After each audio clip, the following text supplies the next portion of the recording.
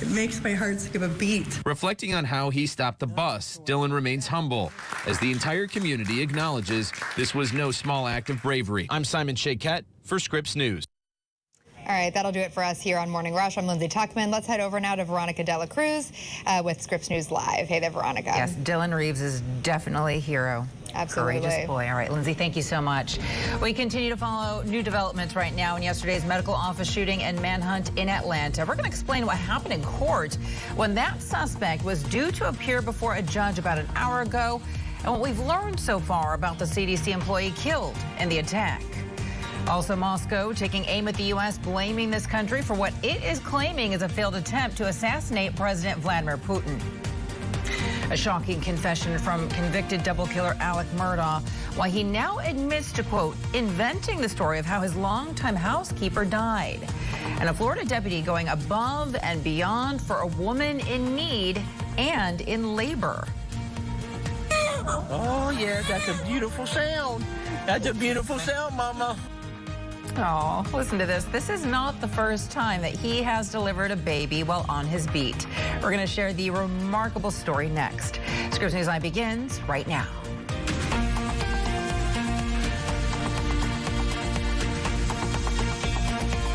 But we begin right here with some breaking news coming out of the nation's capital, where the leader of the militia group, the Proud Boys, and 3 of its members have just been found guilty of seditious conspiracy. Welcome to Scripps News Live. Thanks for being with us on this Thursday. I'm Veronica De La Cruz. Now, the verdict against Enrique Tarrio and 3 Proud Boys members just came down within the past hour. They were found guilty of plotting to attack the Capitol on January 6th in an attempt to stop lawmakers from certifying the 2020 election results.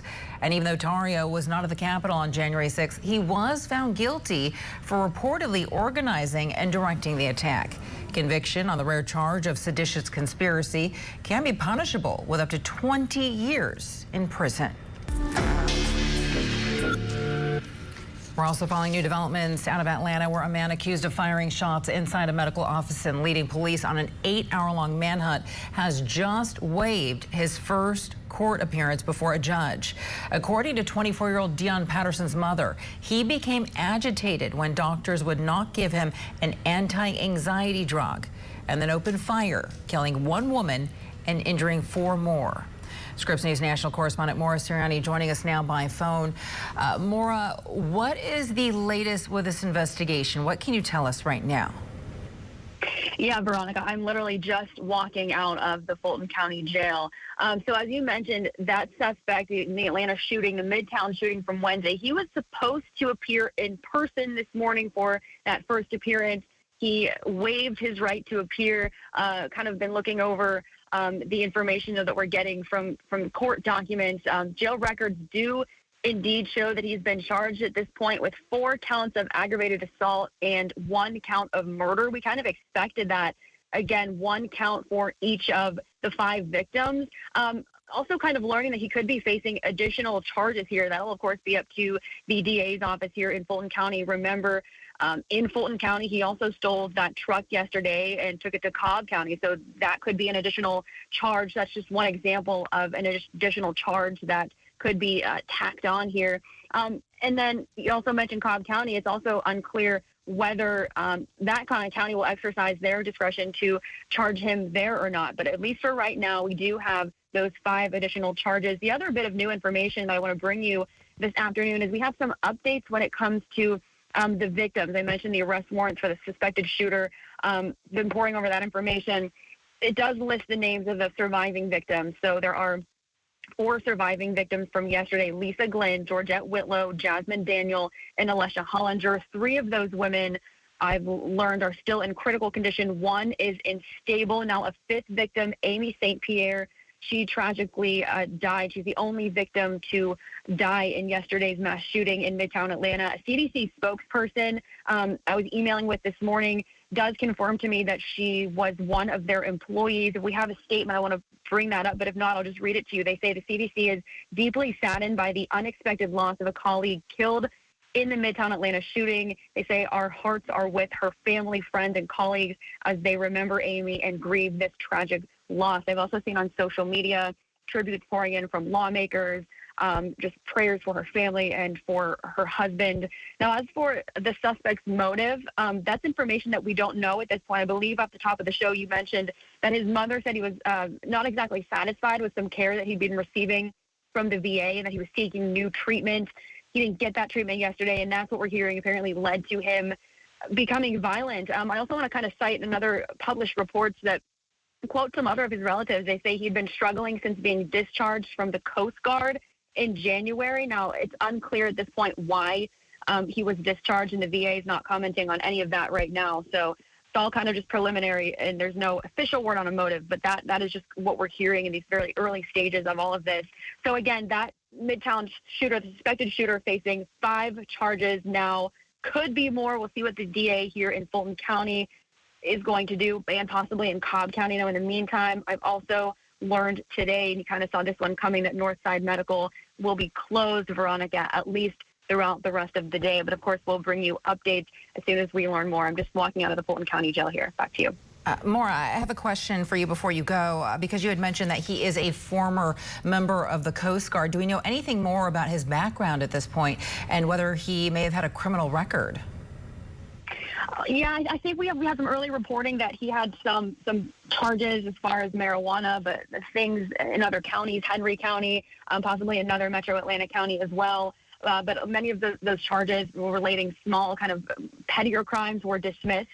And so we were kind of wondering if any of that, any criminal history could factor into, him being able to get a weapon or not.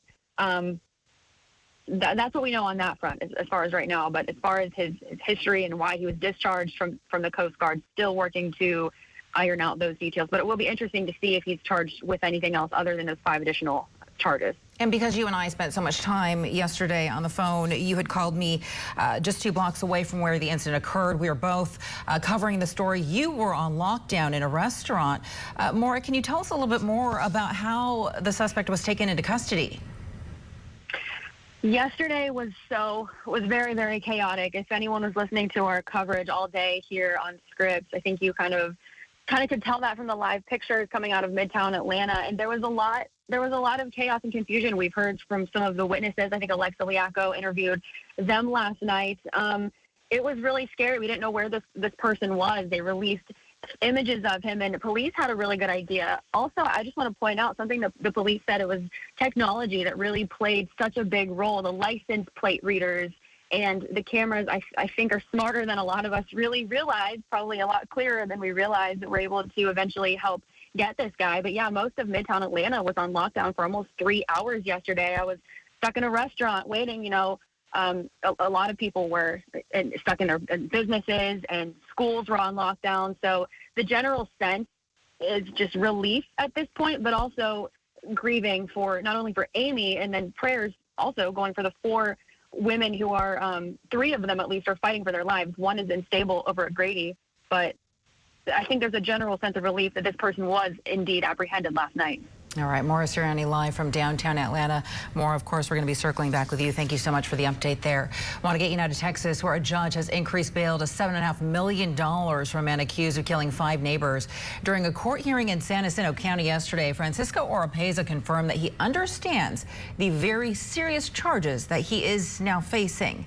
In the meantime, several other people connected to him are also facing charges, including Oropeza's mother, Divamara Nava. Also, Domingo Castilla, who investigators say is Oropeza's friend. Scripps News national correspondent John Moan has been on the ground in Texas now for days, reporting on the story for us. He's going to bring us up to speed on the state's case against the man now charged with 5 counts of murder from the city of Cold Springs. Hiding under a closet under a pile of laundry in a relative's home. Anybody that helped this maniac is definitely got some kind of issues. Police found Francisco Oropeza just miles away from where he's accused of shooting and killing 5 of his neighbors, including a 9-year-old boy. Witnesses say Oropeza barged into their home last Friday night with an AR-15 style rifle after neighbors asked him to stop firing his gun so close to their house because a baby inside the home was trying to sleep. On Wednesday, San Jacinto County District Attorney Todd Dillon said they need to review more evidence before elevating Oropeza's charge to capital murder. Oropesa is a Mexican national, and U.S. immigration officials say he'd been deported 4 times between 2009 and 2016. It's still unclear how Oropesa got his hands on a gun. Law enforcement is also staying tight-lipped about how many people they've arrested for helping Oropesa, but we do know Oropesa's reported longtime partner was among them. Divamara Lamar Nava is being held without bond, facing a felony charge of hindering the apprehension or prosecution of a known felon. Dillon says Nava gave Oropesa food and clothes and arranged for him to get to the house where police caught him 4 days after the killings. Dillon added Domingo Castilla, a friend of Oropesa's, was also arrested, but on possession of marijuana charges. Officials hope to bolster those into aiding and abetting charges. He was assisting Mr. Oropesa in fleeing the neighborhood where the crime took place. Meantime, survivors of the massacre are criticizing the police response, saying they called 911 5 times before the shooting began, but no one showed up. All of the victims, ranging from ages 9 to 31, were originally from Honduras. A government official in Honduras told the Associated Press the remains of 4 of the victims will be repatriated. In the meantime, San Jacinto County's Justice of the Peace, Randy Ellisor, says the families deserve nothing less than justice. It's a sad commentary on human society. And if those counts are elevated to capital murder charges, Oropesa faces life in prison or the death penalty if convicted. John Moan, Scripps News, Cold Spring, Texas. 2 months after he was sentenced to life in prison for the murders of his wife and oldest son, disgraced attorney turned convicted killer Alec Murdaugh is making a stunning admission. In documents filed in federal court on Monday, his attorneys admit that he lied about the circumstances surrounding his longtime housekeeper's death in 2018. Now, at the time, Murdaugh claimed that the family dogs caused housekeeper Gloria Satterfield's deadly fall, and an insurance company then paid him $4 million based on that claim. Now that company is suing Murdaugh, alleging that he lied to get a fraudulent insurance payout. Now, in those filings, Murdaugh's attorneys admit that their client invented the story of Satterfield's death, but they don't provide a corrected version of what actually happened to her. Coming up next on Scripps News Live, Supreme Court Justice Clarence Thomas in the headlines again over a new ProPublica report on his financial ties to a wealthy Republican donor. Also, Moscow placing blame on the U.S. for an alleged assassination attempt on President Vladimir Putin's life. And Ukraine's president is vowing Putin will one day stand trial at The Hague for war crimes. Inside his visit to the International Criminal Court. That's next. Do you spend hours maintaining your gutters? Save that time with LeafGuard's maintenance-free system. Call 1-833-2-GUTTERS. Mesh filters sit on top of your gutters, building up debris and eventually clogging. Then they need to be cleaned too. Honestly, your home should have been built with LeafGuard gutters. LeafGuard's wraparound hood deflects debris and keeps water away from your home. The one-piece seamless system is strong, 20% thicker than average, and built to last. Plus, LeafGuard is guaranteed to never clog for as long as you own your home. Right now, get a complete LeafGuard system for only $99 down, $99 a month, and $99 installation. You'll also receive a $100 Visa gift card with a free gutter inspection and in-home estimate. Damage from clogged gutters can cost you thousands. Never worry about clogged gutters again. Don't wait, you've still got time. Call 1-833-2-GUTTERS today. That's 1-833-2-GUTTERS. Sure, you'll teach her how to drive a car, then use Greenlight to power her independence with crash detection with 911 dispatch, family location sharing, and emergency SOS alerts. Invest in your best investment with Greenlight. Attention firefighters, first responders, military base personnel, and airport workers. Listen closely to this important legal announcement. Have you been exposed to chemical-based firefighting foam? If so, you may be entitled to a substantial cash award without going to court. For decades, aqueous film-forming foam, or AFFF, has been used to extinguish liquid fuel fires. A scientific study has now shown that the chemicals used to make AFFF are highly toxic to humans and can cause a significant risk of developing several types of cancer. cancer, including kidney, pancreatic, thyroid, prostate, bladder, testicular, liver, or non-Hodgkin's lymphoma. If you or a loved one are a firefighter, first responder, airport worker, or member of the military that has used firefighting foam and has been diagnosed with cancer, please call the Negligence Network to file your claim today. There's no fee unless we win your case. Call the Negligence Network to see if you're eligible for substantial compensation. Call 1-800-300-4858. That's 1-800-300-4858. At Rue La La, feel like $1,000,000 without paying the price. Seize the deals on top names before they're gone. Get in to never miss out. Shop RueLaLa.com today. There's a better way to begin your mornings. Good morning, everybody. Welcome to Morning Rush. Thanks so much for being with us. Context and conversation. There's a new study that might make you feel a little bit better. Okay. So listen to this. On the stories that will shape each day. Here with us now is meteorologist Scott Withers. You got just wave after wave after wave. So you can get on with yours. Make sure you stay with us as we monitor this developing story. Morning Rush. Weekday mornings starting at 7/6 Central. Only on Scripps News.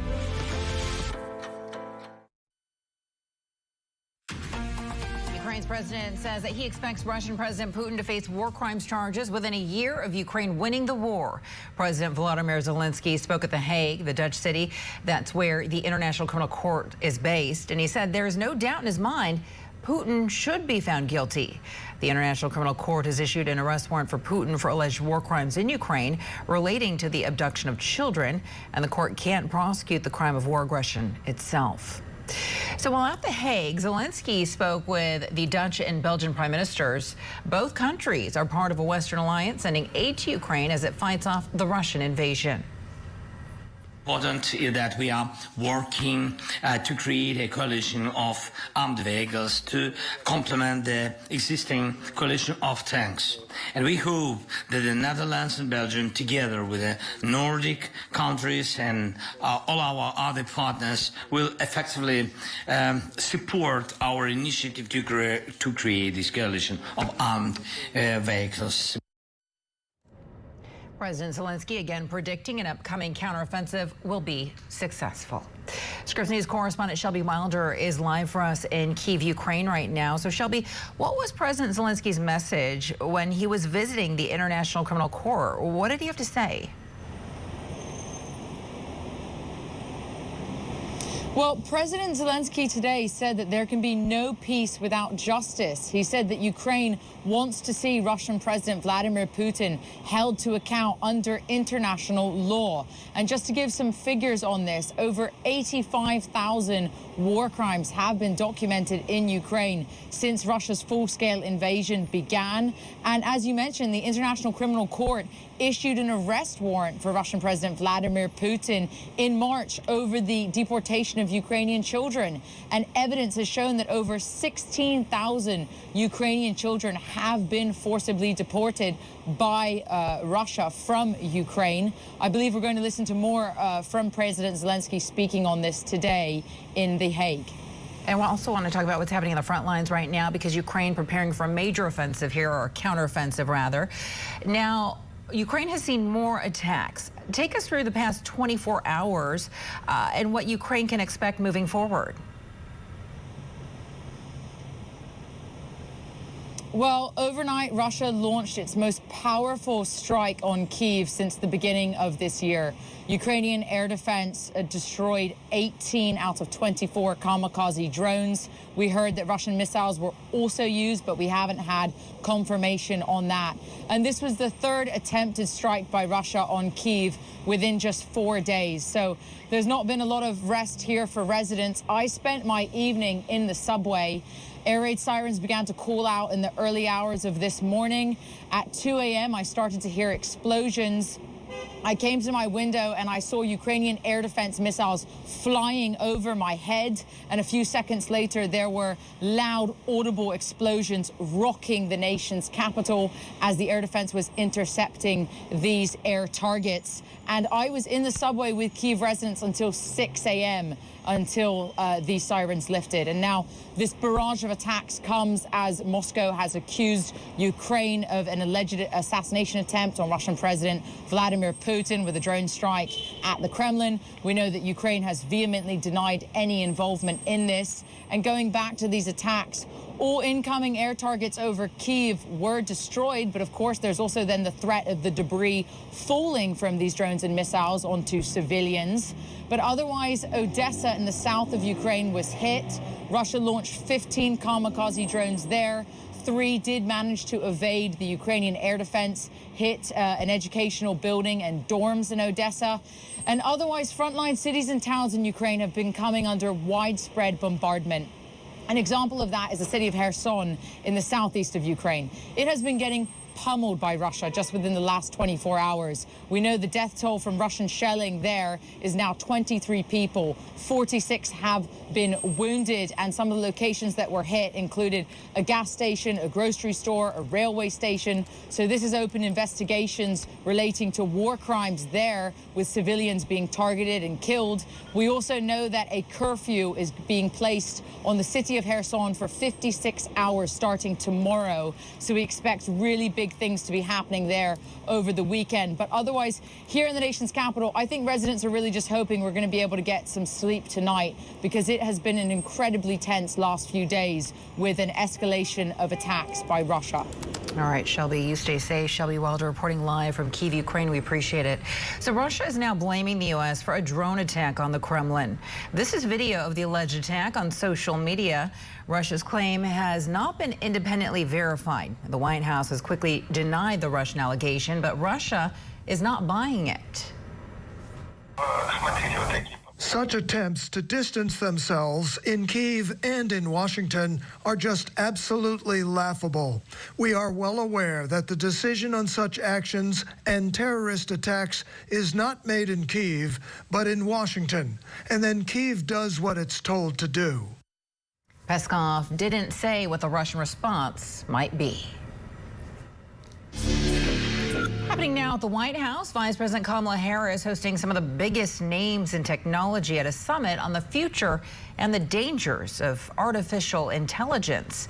The CEOs of 4 of the biggest players in AI, Alphabet, Anthropic, Microsoft, and OpenAI, are all in attendance for what is likely to be a frank discussion on the benefits and the risks of this type of technology. Scripps News national political correspondent Kevin Cirilli is at the White House for us. And Kevin, I understand this meeting just got underway. I think it started just before noon. What can we expect to come out of this meeting? What are you hearing right now? It's all about national security and economic security. This has new concerns about just how quickly artificial intelligence as a whole entire platform and entity itself is moving, and its impact not only on supply chains, but also on employment in the United States, white-collar jobs, blue-collar jobs, and overall that trend moving so quickly towards artificial intelligence. The White House is organizing this meeting, which will be led by Vice President Kamala Harris, and include the top CEOs of major AI companies, including Alphabet CEO Sundar Pichai. And they've already put out some type of framework that the White House says is going to help with these issues, including $140 million worth of investment into national artificial intelligence institutions. They likely will be partnered in some way with higher education facilities and institutions. In addition to that, they want to broaden the scope of conversation pertaining to best practices and procedures as it relates to generative artificial intelligence. We've heard a lot about ChatGPT over the last several months and the impact that that's going to have on the labor force. And those best practices are going to be crucial in terms of navigating the workforce redevelopment that needs to be done to keep up with the pace of new technologies like AI. And then finally, they want to make sure, Veronica, that the United States continues to maintain its edge against foreign competitors like China, for example, in the fields not only of artificial intelligence, but critical high tech as an entirety, as a whole, like quantum, like cloud computing, and other new and emerging technologies. It's why Senate Majority Leader Chuck Schumer on the Capitol yesterday put forth a proposal to add investment in critical high tech like AI. Take a listen to what Senator Schumer said yesterday. Here he is. We will work to halt the Chinese government's development of advanced technologies that we know will shape the course of this century. We need to build on the kinds of actions like the Biden administration's export control rule to block the flow of chip tooling technology to China. Now, separately, the Biden administration has already signed into law $50 billion worth of critical investment in high tech in the CHIPS and Science Act. Now, this legislation, it's unknown when it would ultimately reach President Biden's desk, but it does signal that AI companies and other new and emerging technology companies are looking for investment, and that could happen sometime in the coming months. And there seems to be a bipartisan appetite for this type of legislation and framework in Washington, D.C., Veronica. Yeah, it's why those microchips or semiconductors are just so important, you know, in this equation. Kevin's really live at the White House for us. Kevin, thank you. Coming up next on Scripps News Live, Justice Clarence Thomas in the headlines again, facing new questions about his financial ties to a wealthy Republican donor. Scripps News congressional correspondent Stephanie Liebergen explains what's been uncovered in this latest ProPublica report. Stephanie? Hey, these new financial ties are tied to schooling for Thomas's great nephew that he and his wife raised as their own son. I'll detail what we learned in this new report and how lawmakers are responding. That's coming up next on Scripps News Live.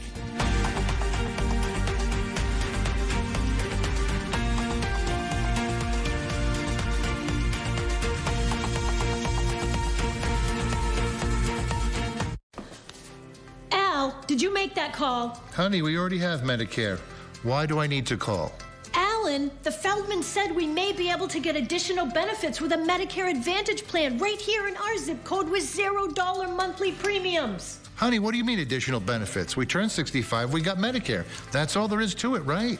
I'm talking about Medicare Part C, commonly called Medicare Advantage. We have traditional Medicare, which is only Medicare Parts A and B, but not Part C. Wait.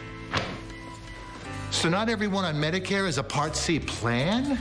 No, that's why we need to call, because there may be plans available with additional benefits that aren't covered under Medicare Parts A and B. We don't have a Medicare Part C plan which covers everything in Part A and Part B, plus extra benefits in Medicare Part C.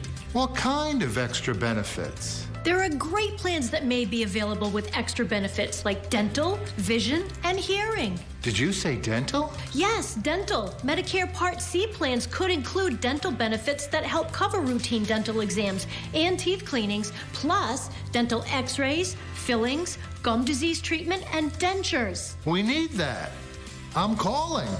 If you're losing coverage, moving, or new to Medicare, call to speak with a licensed insurance agent. If you don't have a Medicare Part C plan, call now, because there may be plans with additional benefits available that are simply not covered under Medicare Parts A and B, like routine dental coverage. If you're on Medicare, you can call even if you called last year. We will check to see if there's a Part C plan available in your area with additional benefits. Remember, you don't get Medicare Part C benefits automatically. Call now for your free 2023 no-obligation Medicare benefits review. Call 800-817-7602. 800-817-7602.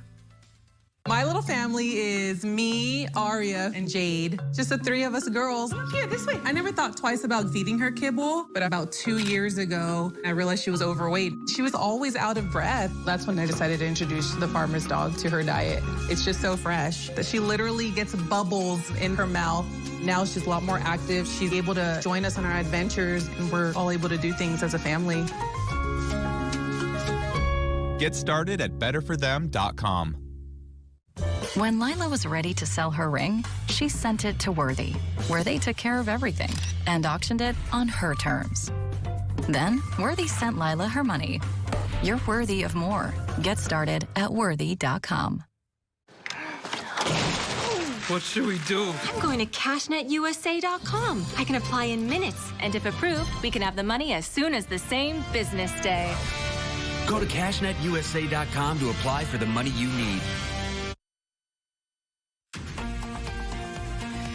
Developing now, Supreme Court Justice Clarence Thomas facing new questions concerning his financial ties to a wealthy GOP donor. A new report filed by the nonprofit investigative journalism outlet ProPublica alleges Texas billionaire Harlan Crow paid for Thomas's great-nephew to attend a prestigious private school, and that those tuition payments, which may have exceeded more than $150,000, were never disclosed. Scripps News congressional correspondent Stephanie Liebergen live for us right now on Capitol Hill. And Stephanie, another ProPublica report questioning the ethics of Justice Clarence Thomas. Bring us up to speed on what this report says exactly. Hey, Veronica, good afternoon. Well, as you said, the report centers around Thomas's great-nephew. His name is Mark Martin, and the Thomases got legal custody of him when he was a young boy, something that Thomas has said his grandparents taking him in when he was a kid, so he felt like he was doing something similar for his great-nephew in this case. Now, the tuition payments we're talking about, there's one to Hidden Lake Academy. That's a therapeutic boarding school in Georgia, and ProPublica uncovered in some court documents for an unrelated case, uncovered some evidence that Harlan Crow in July of 2009 paid the monthly tuition fee for Martin.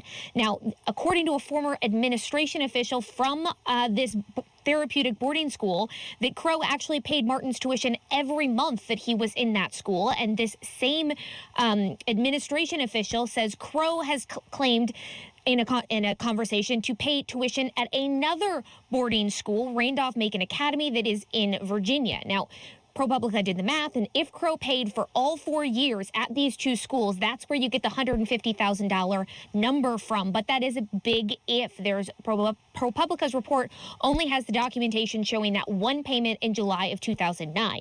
Now, ProPublica was able to talk to the great-nephew, to talk to Mark Martin, who said he remembered vacationing with Crow almost once a year when he was a child, and said he didn't know that Crow had anything to do with his school tuition payments. Crow's office also responded to ProPublica, where they didn't deny making tuition payments for Thomas's great-nephew, but said that Crow is passionate about helping troubled teens, and any kind of school payment like this shouldn't be thought of as nefarious or political in any way. The justice himself, Justice Thomas, did not respond to ProPublica before their reporting. All right, and Stephanie, do you know how this is going to impact the ongoing debate in Congress when it comes to Supreme Court ethics reform? Well, it certainly adds fuel to the fire for Democrats. We got a response already this morning from the chair of the Judiciary Committee that held that hearing earlier this week, Senator Dick Durbin. And he said that the reputation and credibility of the court is at stake in this ethical reform debate. Now, public perception of the Supreme Court is nearing some all-time lows. There are a couple recent polls I want to bring up. One from NPR, PBS NewsHour, and Marist. And that poll from April of this year shows 37%, only 37% of respondents had a great deal or quite a lot of confidence in the Supreme Court. That's similar to numbers from a Gallup poll almost a year ago in June of 2022. Just 25% of respondents said they had a great deal or quite a lot of confidence in the Supreme Court. And that kind of tracks a bit with what we heard from witness testimony in front of the Senate Judiciary Committee on Tuesday. One of the witnesses there saying that ethical questions about the justices and their actions really is damaging the court's perception in the public eye. Take a listen. Too many Americans already think that the justices decide cases based on their political preferences and alliances rather than the law. Lack of clarity about the justices' ethical obligations only feeds that perception. Now, Chief Justice Roberts, in debate about ethics and ethical reform for the Supreme Court, has noted that the Supreme Court is different and they shouldn't have to follow the exact same rules of all the lower courts. But that same witness noted that, sure, the Supreme Court is different. Maybe they need to adjust the ethical guidelines that the lower courts have to follow, but that doesn't mean there should be no formal guidelines for the Supreme Court. Republicans in Tuesday's hearing just calling this controversy just mainly an attack on Justice Thomas himself, saying that and claiming that Democrats aren't really interested in true ethics reform on the courts. All right, Stephanie Liebergen reporting live for us from Washington. Stephanie, thank you so much. 33 minutes after the hour now, let's get speed on the biggest stories we're tracking for you. The man accused of killing a woman and wounding 4 others in an Atlanta medical building has waived his first court appearance today. Authorities arrested 24-year-old Dion Patterson in an Atlanta suburb after an hours-long manhunt. 3 of the wounded are in critical condition right now. Russia is now claiming the U.S. gave the orders for a drone attack on the Kremlin. This is alleged video of the attack on social media. The claim has not been independently verified. Yesterday, Russia blamed Ukraine, and today it says that Kyiv is taking orders from Washington, D.C. The White House is denying responsibility. In the meantime, the Pentagon is confirming that it will send 1,500 active duty troops to the U.S.-Mexican border before Title 42 expires a week from today. Experts predict a massive influx of migrants will begin then. Many immigrants are waiting on the Mexican side of the border right now. Troops would serve for 90 days, and then after that, they could possibly be replaced by National Guardsmen. Coming up next on Scripps News Live, stressed Americans searching for a little zen are finding it right now in these tiny trees. Plants and gardening can be therapeutic. The repetition, the calisthenics, the exercise. Behind the $8 billion bonsai boom. That's straight ahead. Also, a new Scripps News YouGov poll shedding light on a political flashpoint right now. What the numbers tell us about how Americans feel about the fight for transgender rights. That's next. And we'd like to remind you right here to follow us at Scripps News on Twitter, Instagram, Facebook, and on TikTok. We'll be right back.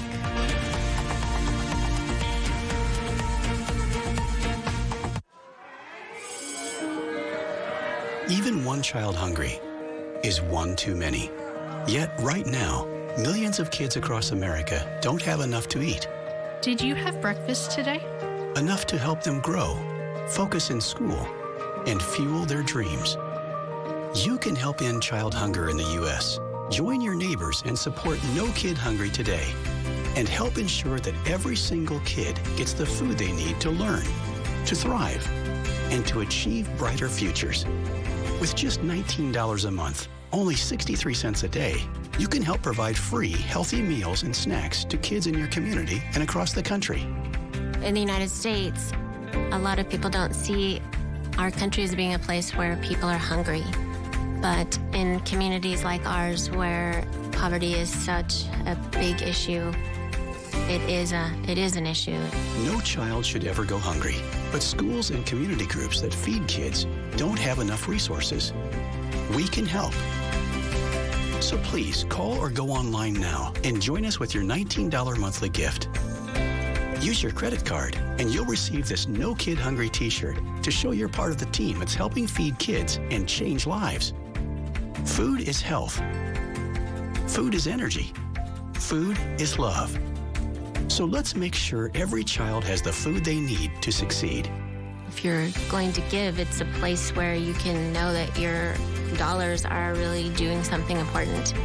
You don't have to wonder, is my money really being used? Your kindness and generosity will help feed boys and girls in your own backyard and across America who don't always know where their next meal is coming from. So please, call this number or go online to helpnokidhungry.org to feed hungry kids today. I had to replace my engine. The bill would have been over $4,000, but my Endurance Auto Protection Plan covered it all. A broken AC unit costs over $1,800. A transmission, over $3,000. And an engine, over $4,000. Breakdowns used to mean paying thousands out of pocket. Until now. Go to EnduranceWarranty.com or call Endurance today and stop paying for expensive auto repairs. Call 877-204-1467 or visit EnduranceWarranty.com for a free quote. How does Klein & Spector get among the most big verdicts and settlements of any law firm in the country? Because Klein & Spector is an award-winning team with 5 doctor lawyers, the most of any firm in the United States. And that's why the New York Times calls Klein & Spector a powerhouse law firm. So if a defective product, motor vehicle accident, or medical malpractice caused a catastrophic injury, call Klein & Spector. This bakery needs new equipment fast to keep up with demand, so they're going to OnDeck, the online lender that makes it easy to choose your loan and, if approved, get funds as soon as the same day. Your loan is on deck. A contentious showdown on a state house floor, mirroring tensions across the nation. Scripps News is sitting down with Representative Zoe Zephyr and House Speaker Matt Regier tonight at 9:30, 8:30 Central, only on Scripps News. new Scripps News and YouGov poll shows a growing number of Americans support legislation that restricts transgender rights. According to that survey, 44% of Americans say that they support laws that restrict and or ban transgender care for minors. And that the majority of Americans, 54%, support a federal ban on transgender girls competing in school athletics. Joining us now is North Dakota State Senator Ryan Braunberger, an openly gay Democrat who knows firsthand what laws restricting LGBTQ+ freedoms can mean for transgender youth. Senator, thank you so much for joining us today. Thank you. I'm glad to be here. Senator, tell us how these restrictions being brought by many Republican-led states right now might impact LGBTQ+ youth. Starting maybe with your own personal experiences. Well, I mean, growing up in the 90s, I heard a lot about negative press about the gay people being inappropriate or not, basically not something that should be publicized, and it made me feel like I was not welcome in society. And I think these laws are basically sending the same message to the youth today. They're telling them that they don't belong within the realm of society, and it's very dangerous. And I think we may have increased suicide within these communities. I mean, how does that make you feel? You know, kind of leaning on your own personal experiences and having to represent your constituents. How does that make you feel? And how are you facing a lot of these challenges? It's very maddening and angry. I'm just angry that it's actually an issue that we're still discussing. It's something that individuals should be able to make their own decisions and live the lives that they are their most authentic self. It is hard to be individuals when people are telling you you're not allowed, you're not welcome. It's hard to work with individuals that are telling you the same things, even if you have to work with other issues not related to LGBTQ issues. It's difficult.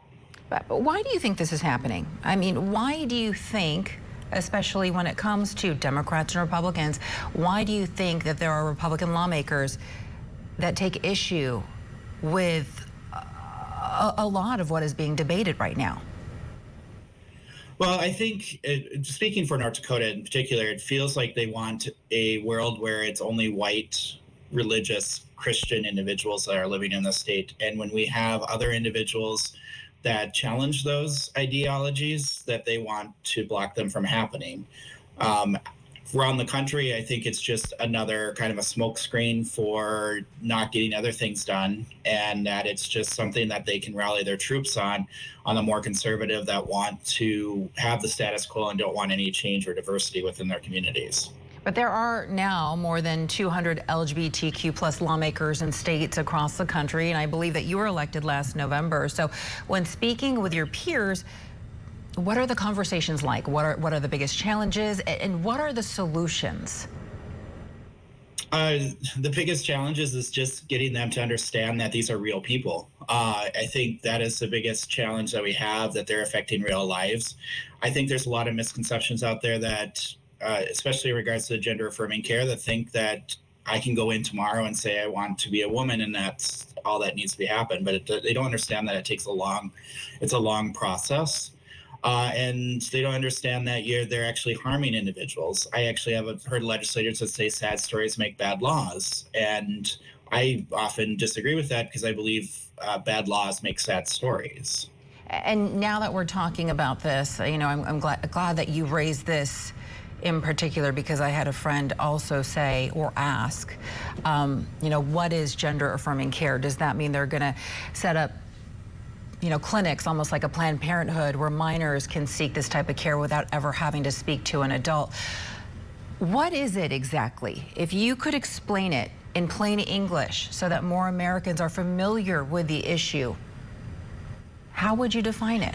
What is gender affirming care?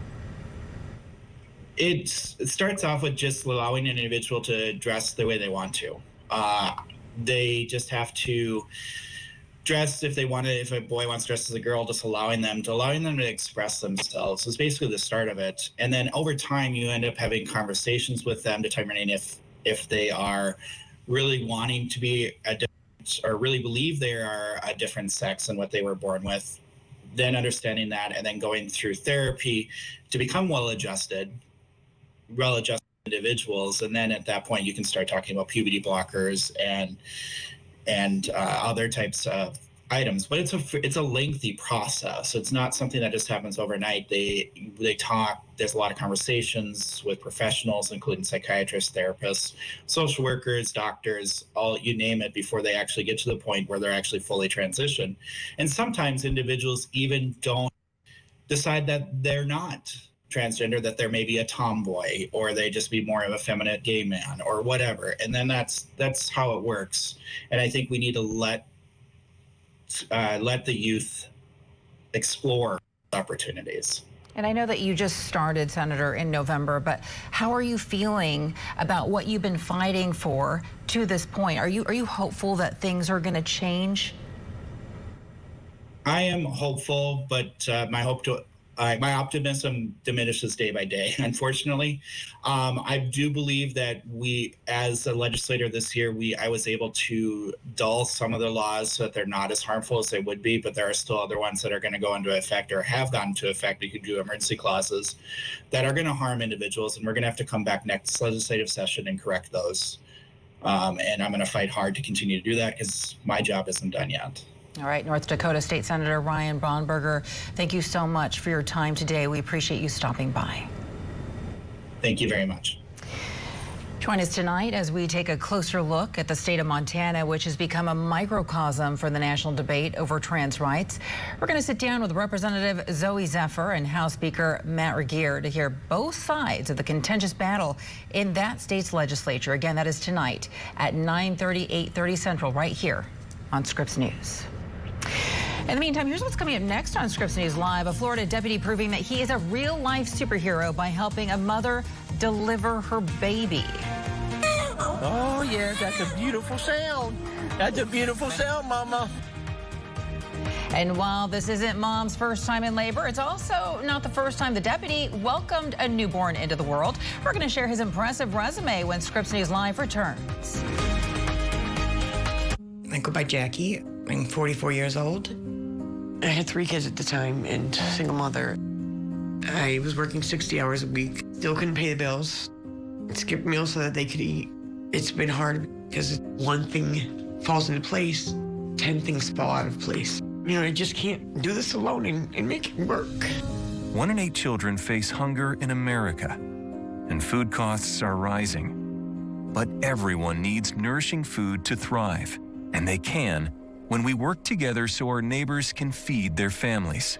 Call or go online right now to join Feeding America with your gift of just $19 a month, only 63 cents a day. Together, thanks to a nationwide network of food banks, dedicated volunteers, and the monthly support of people like you, we can fill plates with nutritious food for families across America. One day, my mother came over to my house and said, "There's a meeting at the pantry." I said, "Okay." And I went. There were some ladies in there. They were from the food bank. They asked several questions. Some of those were about me and my story, but it helped me to open up a little bit.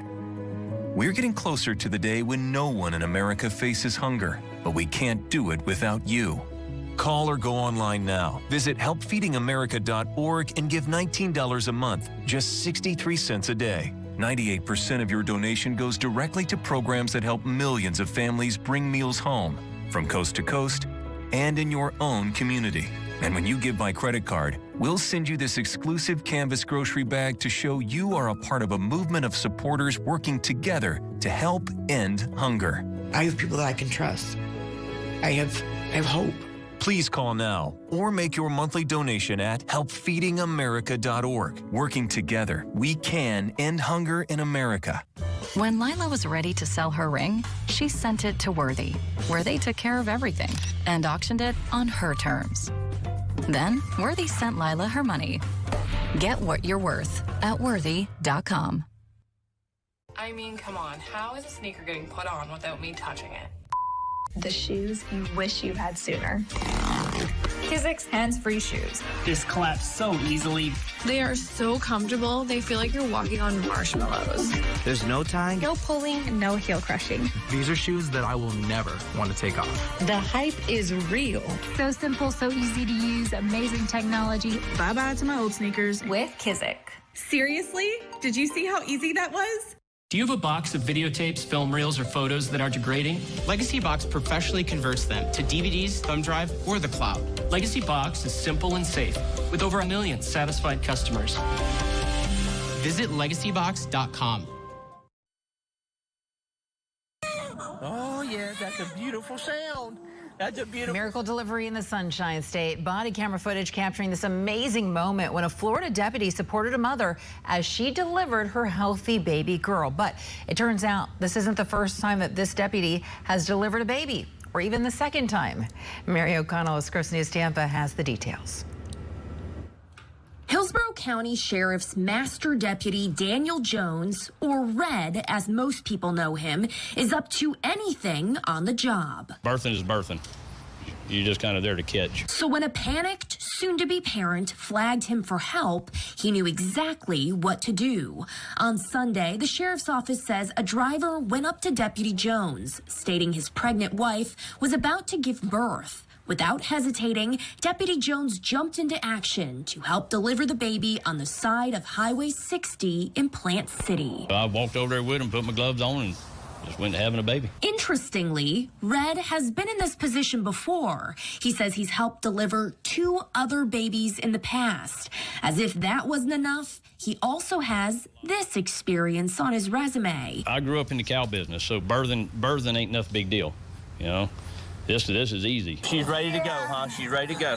Okay, all right, look at me. Look at me. Breathe through, all right, Mama? Body cam video shows how Deputy Jones calmly encouraged and supported the mom. I know it hurts, but you've been through this before, okay? Keep breathing through it. And within minutes... There you go, Mama! I told you I didn't want to deliver a baby, another baby! A baby girl was born. Oh, yeah, that's a beautiful sound.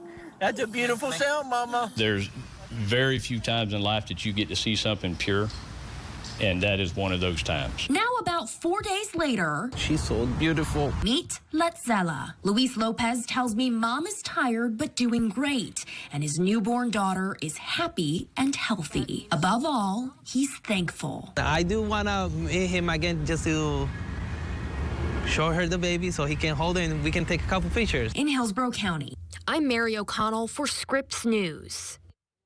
And she is a beauty. Well, more Americans are searching for a tiny piece of Zen, and they're finding it in these bonsai trees. Scripps News correspondent Chris Conti explains why they're piquing people's interest right now. Do you ever feel like life is moving in a lot of different directions? Loud, chaotic, filled with a lot of anxiety and stress? Which is part of the reason why so many Americans are now turning to the ancient art of bonsai in search of peace and tranquility. But it is kind of a little bit of a sanctuary. Precision for Jim Sullivan is one of life's constants. I'm still learning, still trying. Sullivan began his career as a mechanical engineer at the National Institutes of Health in the 1970s. His job has come with plenty of anxiety. And if you've ever been a supervisor, that in itself is stressful. Looking for an outlet to get away from it all, Jim Sullivan grew into a new hobby, bonsai. Bonsai was a way to relax. Jim spends most of his free time meticulously caring for the numerous bonsai trees he's collected over the years. Someone would think 150 bonsai is a sign of insanity. Others would think, well, that's a pretty good start. Care for these miniature landscapes requires precise attention to detail, which often mimics life. There's an aging process. If the tree's well grown and you're lucky, it will outlive you and probably outlive your grandchildren, but it's a process of life. It turns out Jim Sullivan, though, isn't alone in his love for this ancient art rooted in Japanese culture. That branch is bent to the desired position. Bonsai is the art of growing ornamental, artificially dwarfed trees or shrubs. And lately, there's been a lot of green in the bonsai market, not just in these leaves. In 2019, the bonsai market size was $5 billion. By 2026, that number will be closer to $8 billion. You can devote as much time or as little time as you want to. Much of the growth is from Americans looking for new ways to relax. Is this a nice day for them? Is this too cold, too hot? What's the... Today's weather is great. I wanted to learn more about how bonsai came to America, which led me here. This is the National Bonsai and Penjing Museum in Washington. This trident maple is very vigorous. Michael James is the curator. So decisions have to be made for the health of the tree. His work here never ends. He's always pruning these trees to be perfectly balanced and small. The size of the leaves oftentimes tell the vigor of the tree. Bonsai didn't reach North America until after World War II. This tree is 400 years old and was gifted to the U.S. by Japan. It has quite the story to tell. In 1945, it was in the city of Hiroshima when it was bombed. It's that resilience that many people identify with in bonsai, especially recently. Our numbers of visitors have skyrocketed since the pandemic. They certainly speak to timelessness and how much patience and dedication. There's another reason behind bonsai's growing popularity. Studies have shown gardening can often have a positive impact on mood and brain chemistry. Plants and gardening can be therapeutic. The repetition, the calisthenics, the exercise. Not unlike, finding balance in life. Many people see trees as like the care of a bonsai as a metaphor to life. According to the American Bonsai Society, there are now more than 220 bonsai clubs in nearly every U.S. state, including Alaska and Hawaii. Definitely, I've learned a lot. And at this one in Baltimore, where we found Jim Sullivan recently. Yeah, and it's opposite branching. He comes here once a month. I don't know about you, but my ponderosas really loved this past winter. Members lean on one another for expertise. I'm glad you could make it. I'm Charlie, by the way. Hi, Charlie. And sometimes just for company. It satisfies your need to do some art and certainly relaxation. That is not to say there is not some level of stress involved in the care of bonsai. The first couple I got, I ended up killing. The devil is in the details in bonsai. Most bonsais may not live to be 400 years old, but these tiny trees are proving the timelessness of tranquility in nature. Chris Conti, Scripps News, Washington. They really are gorgeous. We have much more to come in your next hour of Scripps News Live. I'm Veronica De La Cruz. Don't go too far because we are back after this.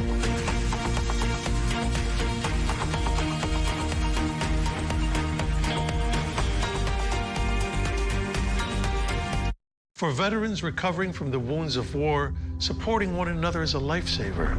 I served in the United States Army in Vietnam, and that's when I stepped on a landmine that resulted in the traumatic amputation of both of my legs and my left arm above the elbow.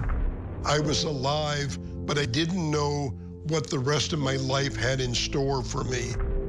Multiple deployments have caused a huge problem with those that served in Iraq and Afghanistan, and it's difficult for them to come back and adjust to civilian life. There were moments of frustration. You can't do this anymore, you can't go here anymore. I absolutely felt like I lost my purpose.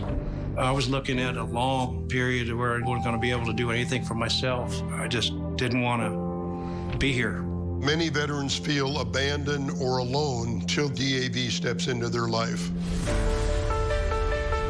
For 100 years, DAV, Disabled American Veterans, has been supporting veterans and their families in their time of need by helping them receive the care and benefits they've earned. But your help is vital to keeping this promise alive.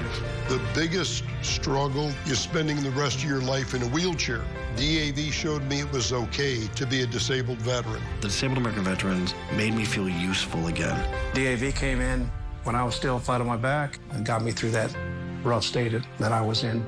When you call or go online with your pledge of just $19 a month, we'll send you this DAV blanket as a way you can share your support. If I can reach out and share with other veterans what I've been through, that's a grand opportunity in DAV. It can really make a difference in the lives of many of these veterans. Please call or go online to helpdav.org and donate now. They've given their all for us. Please open your heart and give what you can to them. There are so many more disabled veterans who still need your support. Please call now or give at helpdav.org. Thank you, and God bless you. How does Klein & Spector get among the most big verdicts and settlements of any law firm in the country?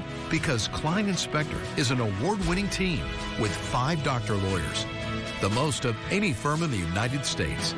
And that's why the New York Times calls Klein & Spector a powerhouse law firm.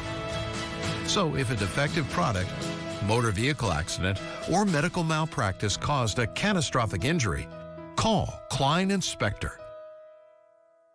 At Omaha Steaks, we do burgers differently. We take a premium aged steak like this and turn it into a pure ground burger like this. So this is actually a ribeye. This is a New York strip, top sirloin, beef brisket, and this is a filet mignon. For a limited time, our Burger Perfection flight comes with 20 big, juicy burgers, all for just $79.99, plus free shipping. Get it today at omahasteaks.com/TV. This is Burger Perfection, guaranteed. At Rue La La, feel like $1 million without paying the price. Seize the deals on top names before they're gone. Get in to never miss out. Shop RueLaLa.com today. Digging deeper into the headlines. We have some big stories to get to tonight. Shedding light on groundbreaking investigations and ending your night with something new. Thanks for joining us tonight. I'm Christian Bryant. Scripps News Tonight, live tonight, starting at 8/7 Central.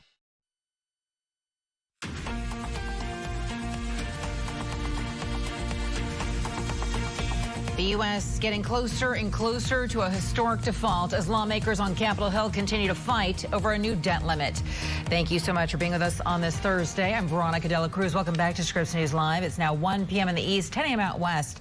And we begin right here on Capitol Hill. The Senate Budget Committee meeting this morning to discuss the Republican debt ceiling bill. And this comes after Treasury Secretary Janet Yellen has been giving a stark warning that the country could see its first default ever by June 1st if lawmakers don't come to an agreement.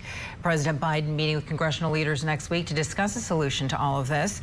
Scripps News congressional correspondent Nathaniel Reed live for us on Capitol Hill. So, Nate, Democrats have been saying that they are against the Republican version of this bill. What's going on today? Why are they holding a hearing right now?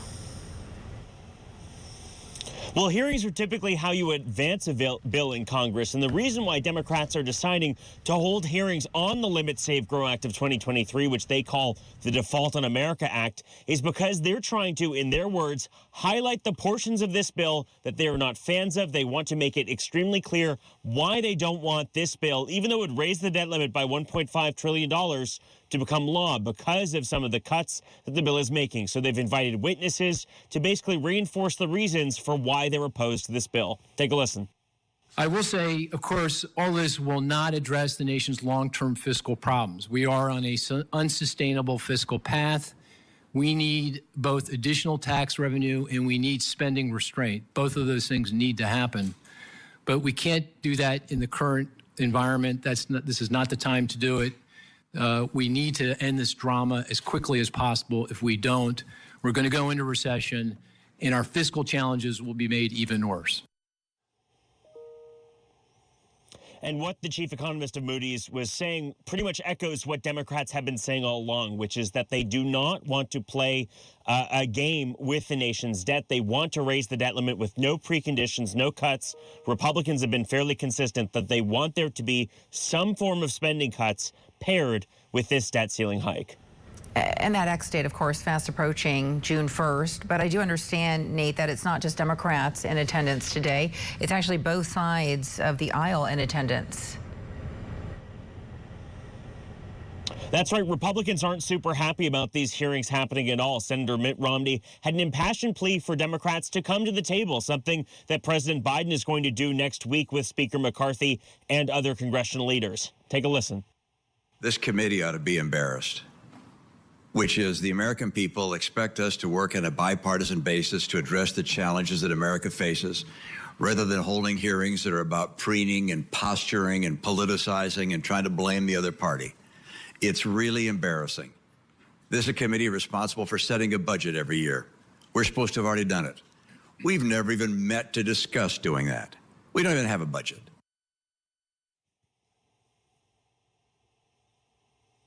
And at this point, there is no resolution on the debt limit. Democrats and Republicans expected to meet next week at the White House with President Biden. So far, Republicans have been blasting President Biden for refusing to sit down with Speaker McCarthy. Next week, they are going to sit down, but it doesn't appear that either party has changed its negotiating position. Again, Democrats want to see the debt limit raised with no preconditions, no cuts. Republicans have made very clear they want there to be spending cuts in order to raise the debt limit. Otherwise, the U.S. could be thrust as soon as June 1st into default. Veronica? All right, Nathaniel Reed reporting live for us from Capitol Hill. Nate, thank you so much for keeping a close eye on it. So worries about the solvency of regional banks have been pushing Wall Street this morning right into a tailspin. Take a look at the Dow right now. The Dow Jones has dropped more than 300 points on banking fears. It's down 333 points right now. All the indices right now in the red. S&P is down about 25 points, and the NASDAQ down as well. It has declined about 35 points. Of course, we are going to keep an eye on it for you, but disappointing earnings from Boeing, Disney, Goldman Sachs, American Express also not helping in all of this. Wall Street also nervously watching a couple of banking stocks. One is First Horizon, a regional bank that is based in Memphis, and it was due to merge with TD Bank of Canada, but that deal fell through. Shares of First Horizon losing 36% of its value this morning amid concerns about the bank's stability. PacWest is another regional bank that is taking a beating right now. The California-based bank stock plunging 60%. PacWest officials are letting investors know that they're trying to find a buyer to stop the slide. Now, this is all part of the ongoing turmoil happening in the banking sector right now. Two banks, as you well know, First Republic and Silicon Valley Bank, have been bought out in recent weeks. In other news at this hour in Washington, the White House wants to make sure that it stays ahead of rapidly changing technology. White House correspondent Haley Bull says artificial intelligence is the focus of a meeting with top tech CEOs right now. Good afternoon. Today's meeting is part of a larger effort on how the administration approaches artificial intelligence. While this technology is quickly developing, this signals an effort to look at the guardrails around it as the administration balances the benefits with the risks of this technology. The vice president is meeting with the heads of Alphabet, Anthropic, Microsoft, and OpenAI, which is the company that developed ChatGPT. It's a high-level meeting with senior administration officials expected to have included the National Security Advisor, the Director of the National Economic Council, and the Domestic Policy Advisor. The administration looked to have what they called a frank discussion on the risks and how to make sure people benefit from the technology without facing harm.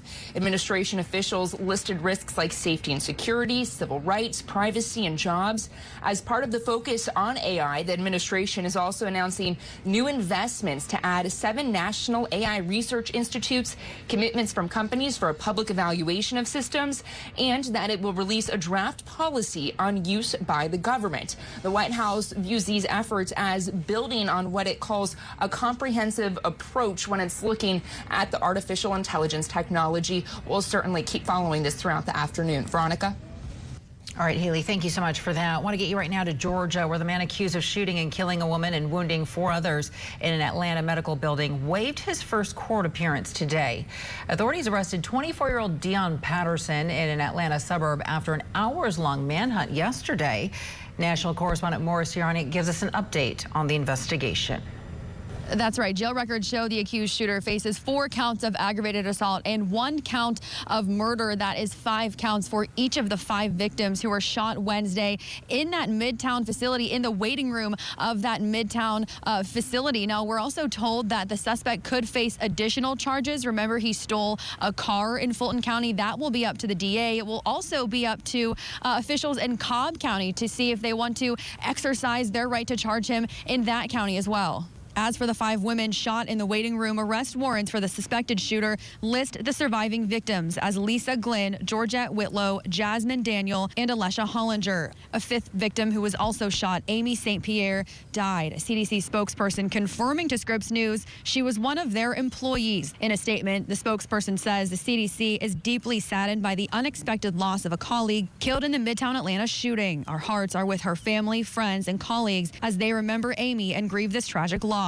As for the suspect's motive, that's unknown at this point. But according to several published reports that quote his relatives, they say he's been struggling since January after being discharged from the Coast Guard, although it's unclear immediately why he was discharged. CNN reporting his mother said he had been dissatisfied with the care he'd been receiving at the VA and was seeking new treatment Wednesday. When he did not get that treatment, that is when that suspect turned violent. Meantime, we mentioned that heavy police presence in Midtown Atlanta Wednesday as the suspect left the facility, walked to a Shell gas station, and stole a truck. Witnesses described that scene as very chaotic. He then booked it up to Cobb County, where officials say tips from the public and technology played a vital role in his capture. If you rewind the hand of time 4 years, we probably would not be where we are today right now. Technology played a huge role, but technology doesn't do any good without people who are determined to capture an individual that would do something like this. And today we saw where those two things came together in an amazing way. Atlanta's mayor and Georgia Governor Brian Kemp also thanking law enforcement for their collaborative response. Now, when it comes to gun laws and reform, obviously, this is a big topic after any type of shooting incident like that. Well, Georgia doesn't have much on the books when it comes to this. Meantime, you also had the White House responding. Spokesperson Karine Jean-Pierre, once again in the wake of another mass shooting, calling for more reform. We know that more needs to be done. We know that Congress needs to take more steps to deal with the violence that we're seeing, again, in our communities, our schools, our churches. And right now, we're seeing weapons of war on our streets, which should not be. And so we've been very clear about Congress needing to act, and I think we're all frustrated. And so again, that suspect was expected to appear in court this morning here in Fulton County. He did, in fact, waive that first appearance. In the meantime, the medical facility in Midtown where all of this unfolded yesterday will remain closed, at least for today. Back to you. All right, Maura, thank you for that. That was Maura Sirianni reporting for us there. Could some classrooms soon display the 10 Commandments? Coming up next, we're going to take a closer look at where the separation of church and state stands in the United States and what the Supreme Court might allow. Also, 2 transgender teachers say they don't feel safe. Why they plan to start a new chapter outside of Florida after State House Republicans vote to expand a controversial bill. I don't really feel like I have a choice but to leave if I need to be safe. If I don't, I wonder what would happen if I stayed. Straight ahead on Scripps News Live, what they say they fear could come next. Contentious showdown on a state house floor, mirroring tensions across the nation. Scripps News is sitting down with Representative Zoe Zephyr and House Speaker Matt Regier tonight at 9:30, 8:30 Central, only on Scripps News. Are you ready for a fresh new bath or shower? Well, now is the best time with free installation and no interest and no payments for 1 year. Hi, I'm Christina, and it's time to flip your old worn out bath or shower with Jacuzzi Bath Remodel today. Everyone knows the Jacuzzi brand. They're the most trusted name in water for over 60 years. But did you know they can install a gorgeous bath or shower that feels incredible in as little as 1 day? It's no stress and no mess with a lifetime warranty. Now let's talk beauty. You deserve to start and end your day in a beautiful space that feels great and is custom designed just for you.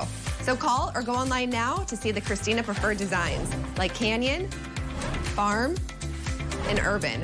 Now that's the total bathroom beauty that I love at a price you can afford. And how about safety? Like an ultra low profile, easy entry shower, complete with grab bars and a custom designed seat. You deserve safety and peace of mind without sacrificing style. Because with all the worries in daily life, taking a shower shouldn't be one of them. Every time I stepped over my old tub, I worried I might fall. I don't have those fears anymore. Jacuzzi Bath Remodel gave me a gorgeous shower that's safe too. I've been trying to get him to remodel that bath for years. I called and they did in just 1 day. And at a price we could afford. With one call to Jacuzzi Bath Remodel, you can effortlessly transform that old, ugly eyesore into the stunning bath or shower of your dreams that you'll love for years to come.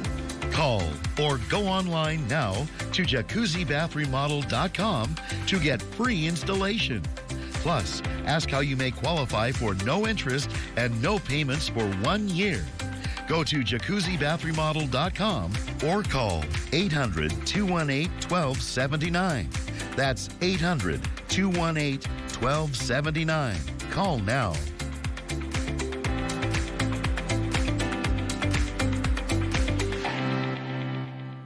Do you spend hours maintaining your gutters? Save that time with LeafGuard's maintenance-free system. Call 1-833-2-GUTTERS.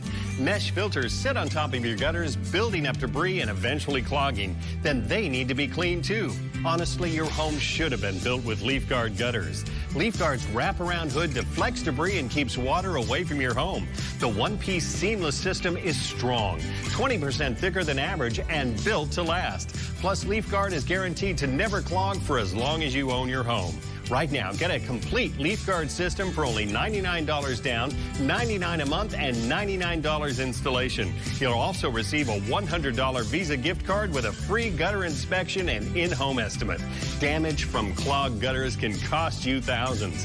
Never worry about clogged gutters again. Don't wait, you've still got time. Call 1-833-2-GUTTERS today. That's 1-833-2-GUTTERS.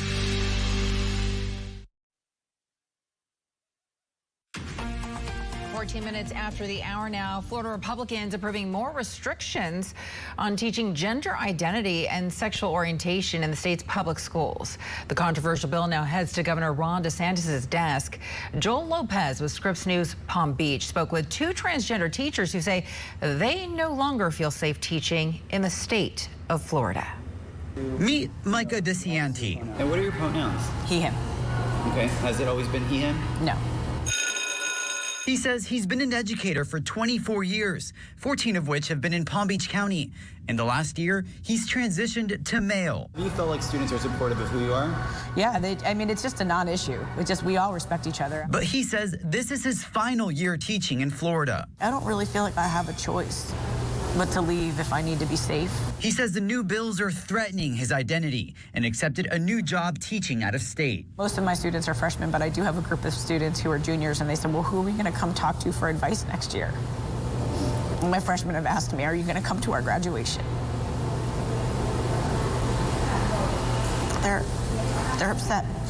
The bill would prevent staff and students from having to refer to people by their preferred pronouns. You see society coming at our children in a culture war that has an agenda. And bans teaching gender identity and sexual orientation from kindergarten through 8th grade. Democratic lawmakers called the bill bigoted. Republican backers, however, consider the policy protection of children. We need to make sure what's being taught in our classrooms are things that need to be taught in our classrooms, like math, like reading. I'm trans, I'm out, like my students know what's going to happen to me. Fowler says Florida is home, and after 8 years teaching, plans to move to Boston at the end of the school year. I'm at a school that's very supportive of me, and, you know, I want to stay, but the situation has kind of got to a point where if I don't, I wonder what would happen if I stayed. What would happen to my safety if I stayed? That was Joel Lopez there reporting from West Palm Beach, Florida. And in the meantime, Florida lawmakers have also approved new rules for publicly owned bathrooms, regulating them to biological sex at birth. Forrest Saunders with Scripps News Tampa reports. Early versions of this bill covered a lot more bathrooms. We're talking about hospitals and public accommodations, so restaurants and hotels. This latest version, much more narrow. 80 yeas, 36 nays, Mr. Speaker. Show the bill passes.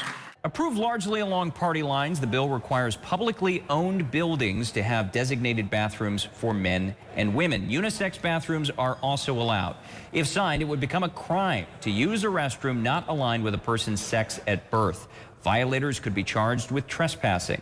The provisions apply to public schools, parks, prisons, even public spaces like the Capitol.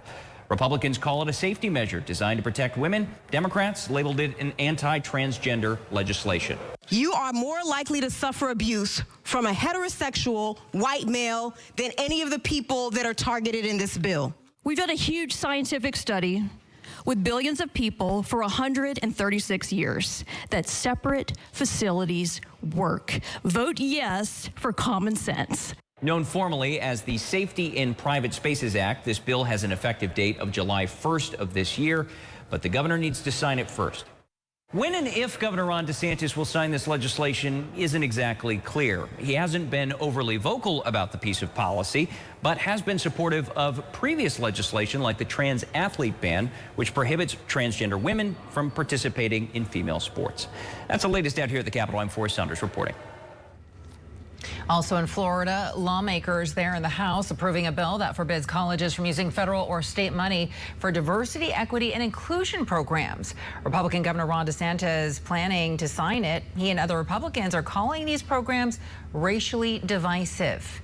Similar bills are also being proposed in other states.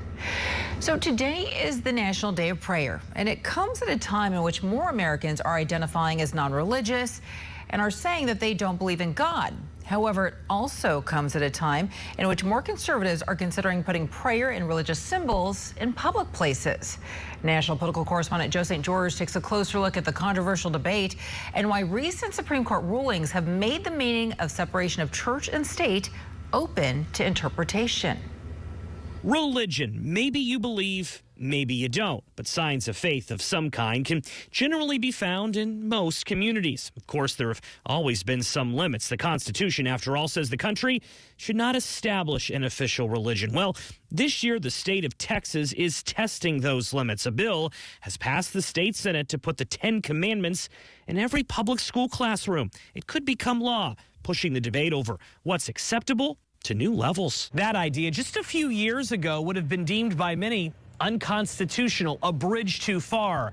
However, because of recent rulings here at the Supreme Court, Texas may just be allowed to enact this idea, and other states may follow. Let's get you caught up on what's happening. For context, the phrase separation of church and state does not appear in the Constitution. Thomas Jefferson coined the phrase in an 1802 letter. Even so, the Supreme Court over the last 50 years or so has generally always put some restrictions on faith. In the 1960s, justices said praying in public schools was unconstitutional. In the 1970s, the Supreme Court established what's known as the Lemon Test from the case Lemon v. Kurtzman. Justices then said public actions can't overly emphasize a faith, and at the time rejected public funding for private religious schools. But the justices that established that are not the justices on today's court. In fact, last year, many legal scholars believed the Lemon Test was essentially overturned when they ruled a public school football coach could pray privately after football games. As a result, conservatives appear poised to push the limits of what the Supreme Court will now allow. And it comes as fewer Americans are actually believing in God, fueling this controversy. In 1967, 98% of the country believed, and that number changed very little over the years. Last year, though, Gallup reported a drop, with 81% of the country believing. Those who don't now make up around 1 in 5 Americans. Joe St. George, Scripps News, Washington. Coming up next on Scripps News Live, fast food giant McDonald's under fire right now for child labor laws.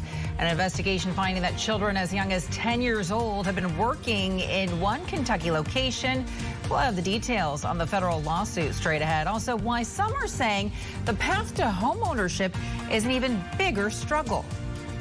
I just wanted to be able to take care of my family and be, you know, have the American dream and own a home. Why new data shows us that the dream to owning a home is bleak for some black renters. We'll have that story after a quick break.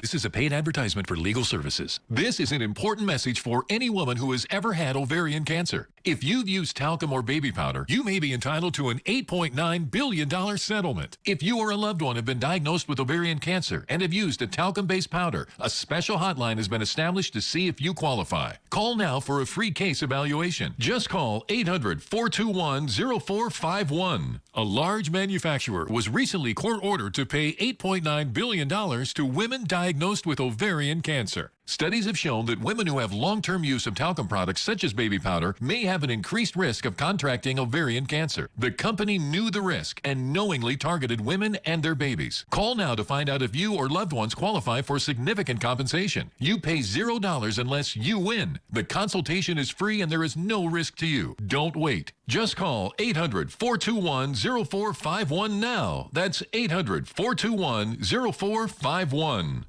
If you're living with diabetes, this sound may save your life. A continuous glucose monitor provides glucose readings and alerts you in real time to potential lows and harmful spikes without painful finger sticks. It's easy, convenient, and proven to lower your A1C. If you administer insulin, you may qualify for a continuous glucose monitor at no cost to you. Call now. It could save your life. Just call 800-233-6176. This new GCM technology immediately eliminates your pain and helps you make better diabetes treatment decisions. That means no more guessing. It's easy to see your glucose number any time of the day. Call now and get free shipping. Plus, we'll bill your insurance company for you. Satisfaction guaranteed. Don't wait until it's too late. Take control of your diabetes now. Just call 800-233-6176. That's 800-233-6176. This bakery needs new equipment fast to keep up with demand. So they're going to On Deck, the online lender that makes it easy to choose your loan and, if approved, get funds as soon as the same day. Your loan is on deck. Do you have a box of videotapes, film reels, or photos that are degrading? Legacy Box professionally converts them to DVDs, thumb drive, or the cloud. Legacy Box is simple and safe, with over 1 million satisfied customers. Visit legacybox.com. Local, national, and worldwide headlines. Breaking down the day's biggest stories with live reporting from around the globe. I'm Del Walters, and this is your Evening Debrief. Live tonight, starting at 6/5 Central, only on Scripps News. The why is where curiosity is intentional. Because when you ask the why behind the news, the world opens up before your eyes. The Why, Saturday nights at 8/7 Central, only on Scripps News. Well, the Federal Reserve's fight against inflation is posing some challenges for home buyers right now. The Fed raised interest rates yet again by 1/4 percentage point yesterday. And while rate hikes aren't tied to mortgages, they do impact home equity loans. The average home equity loan rate was running at 7.94% as of last week, and that is up from 6.4% last year. Increased interest rates are also pushing banks to preserve more cash in order to prevent a collapse. They're implementing tougher requirements to secure a loan. But this move strips minority groups from achieving home ownership. Robin Aguinier with Scripps News Salt Lake City explains the disadvantages that they face when buying a home.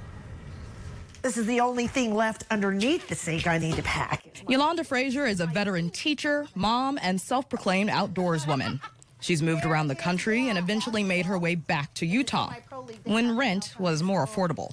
When I lived here prior, I was working for Davis School District, and I lived in Salt Lake, and I lived in Summerwood, and I paid $550 a month for a 2-bedroom, 2-bath. That was more than a decade ago, and for the last 2 years, costs have gone way up, and she's now contemplating another move. I am now paying $24.80 a month. I spend every dime. I try to be really frugal. I have to make out my monthly food that I'm going to eat. I really have to budget my money because it actually takes one of my 2-week checks to pay rent. Like many, Yolanda's income isn't keeping pace with rising rents. What's more, she wants to eventually own a home again. Years ago, she owned a home in Layton. The school district she worked for at the time notified teachers their insurance premiums were going up.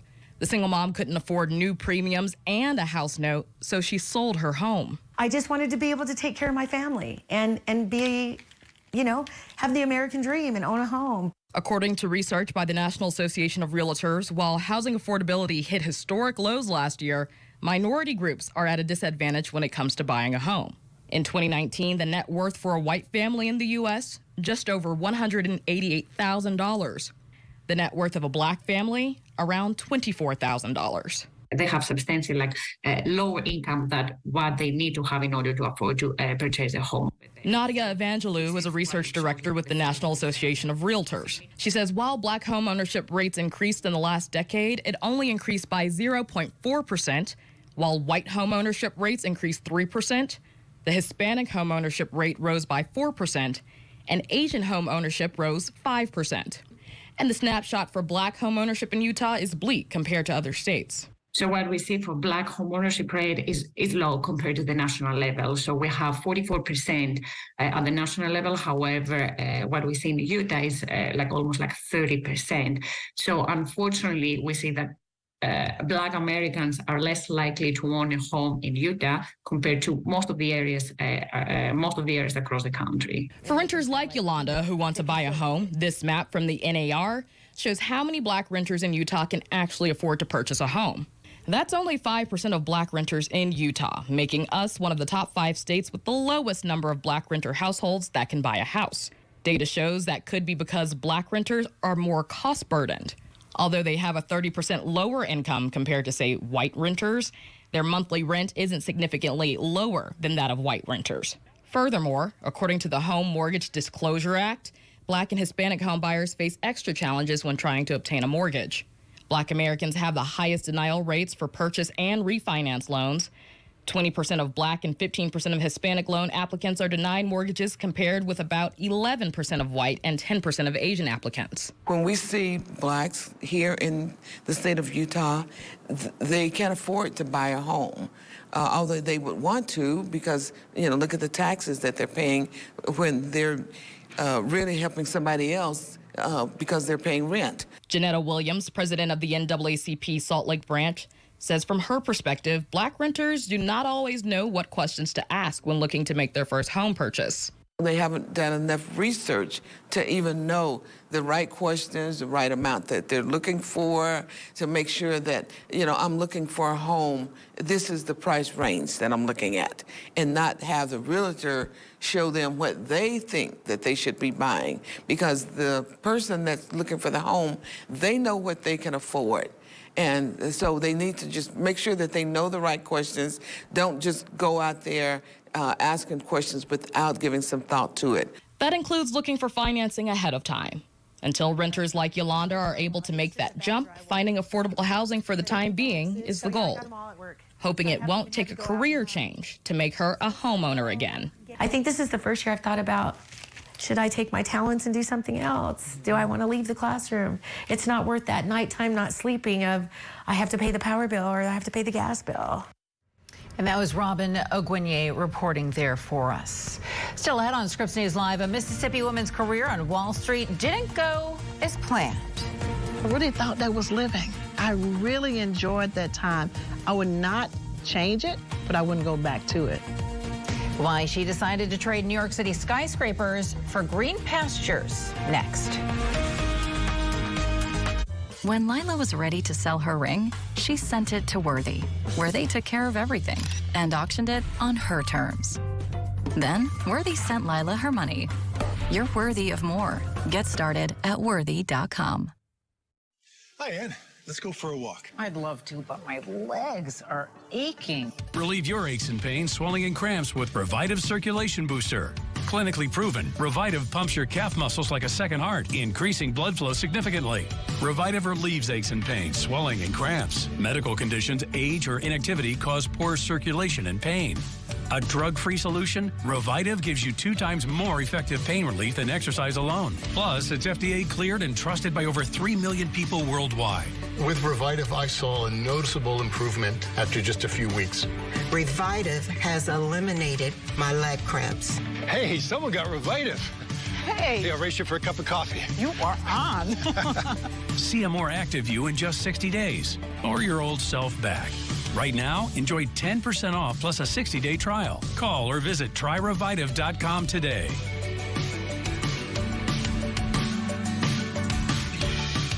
Attention firefighters, first responders, military base personnel, and airport workers. Listen closely to this important legal announcement. Have you been exposed to chemical-based firefighting foam? If so, you may be entitled to a substantial cash award without going to court. For decades, aqueous film forming foam, or AFFF, has been used to extinguish liquid fuel fires. A scientific study has now shown that the chemicals used to make AFFF are highly toxic to humans and can cause a significant risk of developing several types of cancer, including kidney, pancreatic, thyroid, prostate, bladder, testicular, liver, or non-Hodgkin's lymphoma. If you or a loved one are a firefighter, first responder, airport worker, or member of the military that has used firefighting foam and has been diagnosed with cancer, please call the Negligence Network to file your claim today. There's no fee unless we win your case. Call the Negligence Network to see if you're eligible for substantial compensation. Call 1-800-300-4858. That's 1-800-300-4858. At Omaha Steaks, we do burgers differently. We take a premium aged steak like this and turn it into a pure ground burger like this. So this is actually a ribeye. This is a New York strip, top sirloin, beef brisket, and this is a filet mignon. For a limited time, our Burger Perfection flight comes with 20 big, juicy burgers, all for just $79.99, plus free shipping. Get it today at omahasteaks.com/TV. This is Burger Perfection, guaranteed. This is a paid advertisement for legal services. Attention. Recent studies have shown asbestos fibers in talcum powder may cause mesothelioma. Women who regularly used popular brands of talc-based powder such as Cashmere Bouquet, Johnson's Baby Powder, and Shower to Shower, and others may be at risk. If you or a loved one were diagnosed with mesothelioma and regularly used talc-based baby powder, you may be entitled to significant compensation. Call Sokolov Law now at 1-800-816-8520 for your free legal consultation. That's 1-800-816-8520. I'm a non-attorney spokesperson. At Rue La La, feel like $1 million without paying the price. Seize the deals on top names before they're gone. Get in to never miss out. Shop RueLaLa.com today. Hey there, welcome back to Scripps News Live. It is now 34 minutes after the hour. Thank you so much for spending a part of your Thursday with us. I'm Veronica De La Cruz.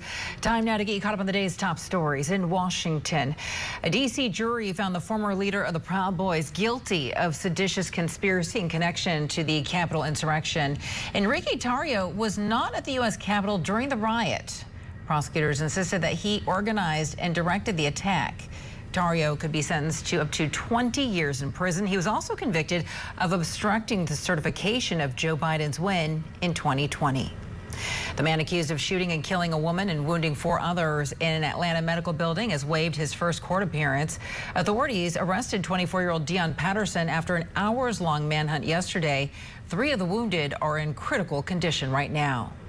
The U.S. Labor Department has fined a McDonald's franchise in Kentucky for violating child labor laws. Investigators say that they found 2 10-year-olds working at a Louisville store for little to no pay. Scripps News investigative correspondent Patrick Terpstra has the details and the fast food giant's response.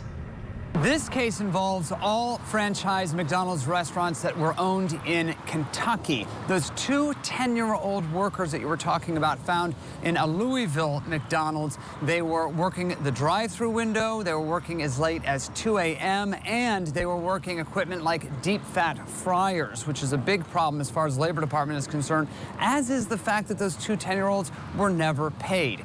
A total of 305 minors found working in violation of child labor laws, and usually, in all of these cases, it's not the age that's always the problem. It's the kind of work they were doing and the hours they were doing the work. Because you can be as young as 14 years old and work in a McDonald's. But in this case, the federal child labor laws that were in violation oftentimes were the fact that they were working more than 3 hours a day. That's the limit during the school year. 18 hours a week after 7 a.m. or before 7 p.m. That's the window of time that you're allowed to work. During the time that school is out for the summer, it's a little bit looser, 8 hours a day, 40 hours a week, and until 9 p.m. June 1st until Labor Day. But in this case, with these McDonald's that have been cited, there were violations of those laws. The Labor Department saying working in a kitchen late at night near dangerous cooking equipment is reality for many adults in the food service industry, but finding 10-year-old kids in such a work environment is a cause for concern and action by the U.S. Department of Labor. McDonald's responding to that, saying these reports are unacceptable, deeply troubling, and run afoul of the high expectations we have for the entire McDonald's brand. We are committed to ensuring our franchisees have the resources they need to foster safe workplaces for all employees and maintain compliance with all labor laws. In other cases that we have seen this year, big corporations have said, you know what, this wasn't us, this was the franchisees. It's interesting to see McDonald's is not saying that, taking a level of responsibility. Our investigations so far this year have found that of all the sectors out there, restaurants actually have the highest number of child labor violations, and across the country, child labor violations are increasing. Back to you. Investigative correspondent Patrick Terpstra there with that report. So if you turn on your favorite late night show this week and you think that you may have already seen the episode, well, it's probably because you have. More than 11,000 union workers and the Writers Guild of America are now on day 3 of a strike, and this is the first strike to take place in 15 years. The late night shows are the first to be impacted, and they are all planning to air reruns right now. The union is demanding better pay, shorter exclusive contracts, and more writers per show, among other demands. Now, the growth of streaming is at the center of the issue, and the WGA says production companies have created a, quote, gig economy. Streaming services have begun demanding fewer episodes and shorter series, and that means a smaller staff, known as a mini room, spending less time on a show. The WGA says the number of writers working at a guild minimum have gone from a third to about half in the past 10 years. Basically, streaming services are booming, but of course, the writers are seeing a smaller piece of that pie. Seth Schachner live with us right now. Seth is the managing director for Strat Americas. Seth, always good to see you. Thank you so much for stopping by. Sure, good to be here, Veronica. So, Seth, break this down for us and explain how streaming has really changed the landscape in Hollywood. Yeah, it really has impacted the entire ecosystem here. I mean, certainly production and all the business models behind how streaming programming, whether it's something that, say, is an original from a Netflix or an HBO, or it's something that's even picked up from international markets. I mean, the model's been called, cost plus in some corners of the business. Basically, the long and short of it is that the royalty piece of it isn't the same as it used to be, because it's not getting sold and broadly syndicated out there, really broadly in the way it used to be in old traditional linear television. And, these subscription services are a monthly fee or an advertising, driven free models or low price models. And, kind of obvious to state it, but there's a little bit less in the pot in terms of individual programming that's coming in. And so, for sure, it's impacted what's called the back end for talent.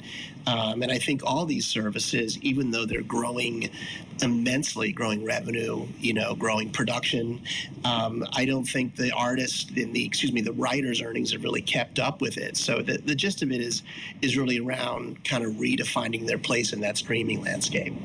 So help us understand, because streaming services, like you were just saying, have created all this content, right? And it obviously has allowed for so many more jobs for writers, people in production. But wages are going down. So why are they down if there is a demand for more people? Are these companies just not as successful as they were hoping to be?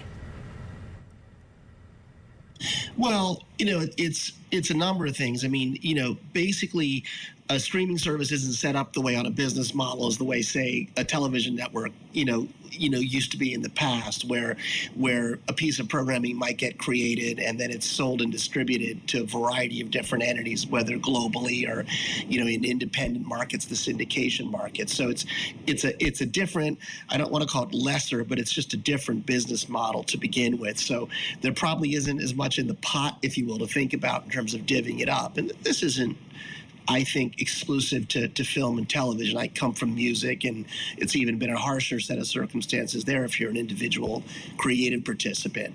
And plus you have the streaming services are, I think, a little bit more aggressive using technology and kind of redefining their work processes, if you will. It may not be the same as the old school studio production processes. So there's maybe less episodes. They're not getting syndicated.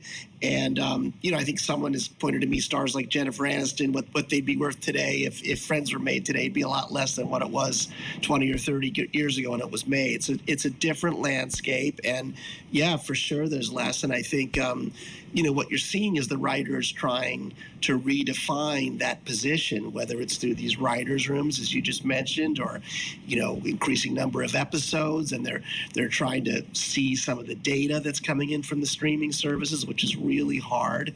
And they're even grasping out at AI as well. So there's a lot they're trying to do. It's a really hard set of circumstances. But I think most people in the business really support them. To expand on that really quick, Seth, because we're running out of time here, and I'm sorry to jump in, because I know there is a meeting today at the White House with CEOs from these big artificial intelligence companies like, OpenAI, which is responsible for ChatGPT. How big of a threat do you believe artificial intelligence is to the industry right now?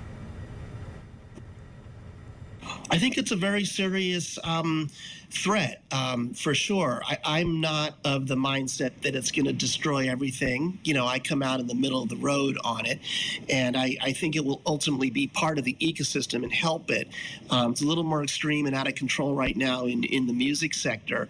In there, I think it'll be balanced to get against a bunch of different interests. But, it definitely has the possibility of changing things like writing and production and scripts.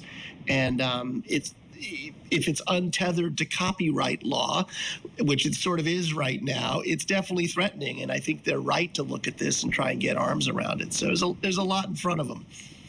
And I've got to let you go, but do you think things get better for the writers?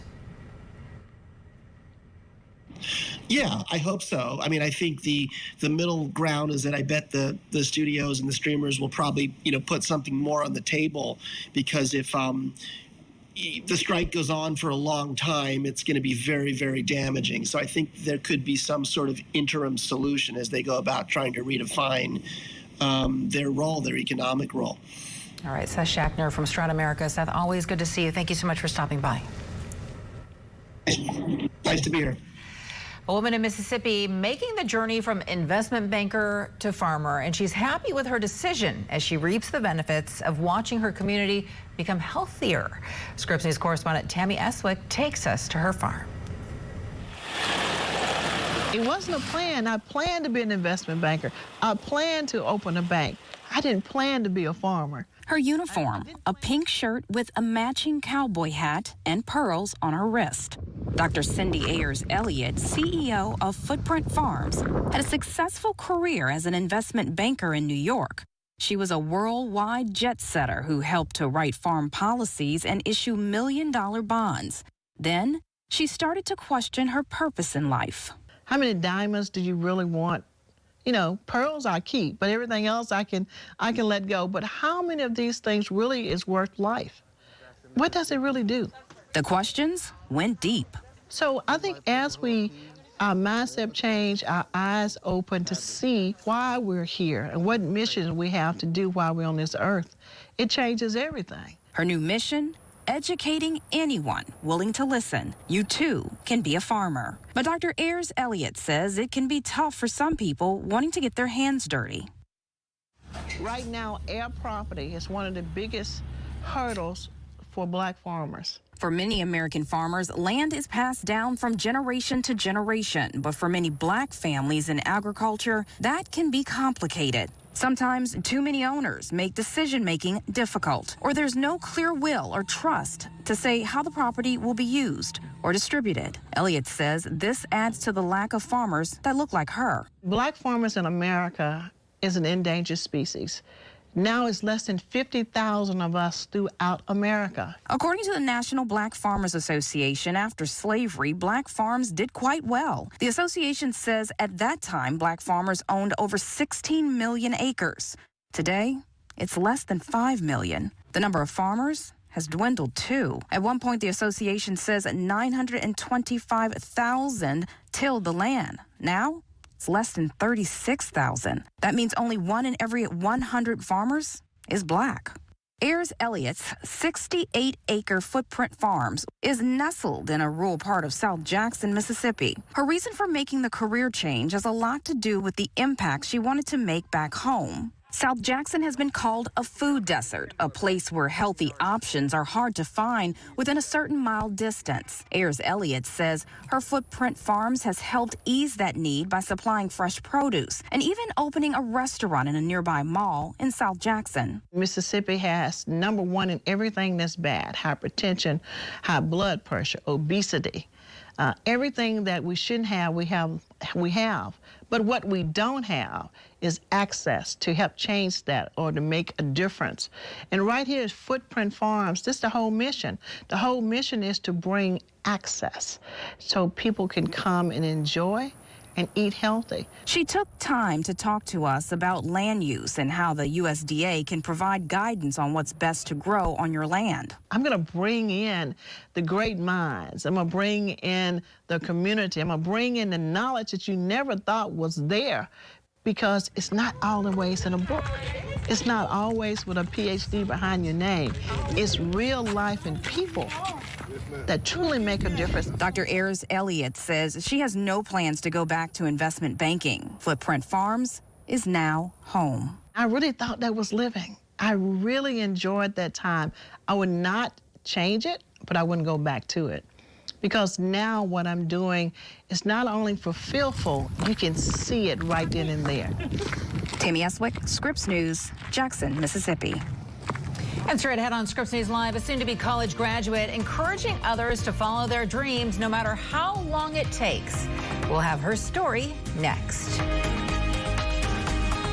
Hi, I'm Ed Harris, proud supporter of DAV, Disabled American Veterans. If this year has shown us anything, it's how important it is that we take care of one another. It has been especially challenging for our disabled veterans who are in need of critical health care and benefits. By joining the military during a very active period of war, I absolutely went into it with the idea that I could die. Both my legs were amputated due to an IED that I sustained while I was deployed to Iraq. I mean, I'm still here, so there must be something more. There's never been a greater time to show your support for our nation's greatest heroes. There were moments of frustration where you can't do this anymore, you can't go here anymore. I absolutely felt like I lost some of my purpose. For 100 years, our heroes on the battlefield who gave and lost so much have been able to count on DAV because of our donor heroes who give every month. Even though our history is long, the future is uncertain. We need a new generation of donors to stand with our veterans who will need us tomorrow. Please join Disabled American Veterans today and make sure disabled veterans get the benefits they've earned for generations to come. Just $19 a month, only 63 cents a day, helps disabled veterans get the support and services they urgently need right now. Get this patriotic DAV blanket when you call and give just $19 a month as a reminder of the sacrifice our nation's greatest heroes have made for you. There are so many more disabled veterans and their families who still need your support.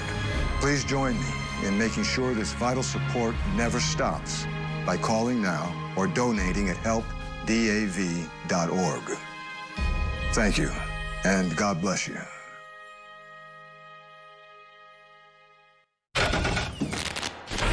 Oh, yeah, dude, that doesn't look good. I know what to do. I'm going to cashnetusa.com. I can apply in minutes, and if approved, I can have the money as soon as the same business day. Go to cashnetusa.com to apply for the money you need. I had to replace my engine. The bill would have been over $4,000, but my Endurance Auto Protection Plan covered it all. A broken AC unit costs over $1,800. A transmission, over $3,000. And an engine, over $4,000. Breakdowns used to mean paying thousands out of pocket. Until now. Go to EnduranceWarranty.com or call Endurance today and stop paying for expensive auto repairs. Call 877-204-1467 or visit EnduranceWarranty.com for a free quote. Join renowned journalists and filmmakers. Oh my God. For news stories every week. What else do we have to do? Scripps News Showcase.